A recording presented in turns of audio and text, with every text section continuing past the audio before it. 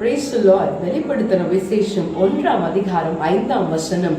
உண்மையுள்ள சாட்சியும் மரித்தோரிலிருந்து முதற் பிறந்தவரும் பூமியின் ராஜாக்களுக்கெல்லாம் அதிபதியுமாகிய இயேசு கிறிஸ்துவினாலே உங்களுக்கு கிருபையும் சமாதானமும் உண்டாவதாக என்று சொல்லி வாசிக்கிறோம்.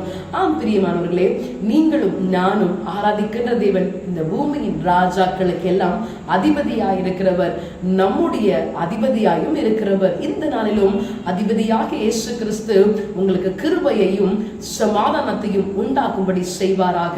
இந்த நாளிலும் அதிபதியாய் இருக்கிற தேவனை ஆராதிக்க நம்ம விட்டுக் கொடுப்போமா? Praise the Lord. பார்த்திபனே கான கோத்ர கீர்த்தனம் மங்கள ஸ்தோத்ரம். வாழ்க வாழ்க வாழ்க என்று அல்லேலூயா ஆமென் ஆமென். தொழுகிறோம் எங்கள் பிதாவே, பொழுதெல்லாம் ஆவி உண்மையுடனே. ஆம் ஆண்டவரே, பூமியின் ராஜாக்களுக்கெல்லாம் அதிபதியா இருக்கிறவரே, உம்மை நாங்கள் நன்றியோட துதிக்கிறோம், உம்மை ஸ்தோத்திரிக்கிறோம்.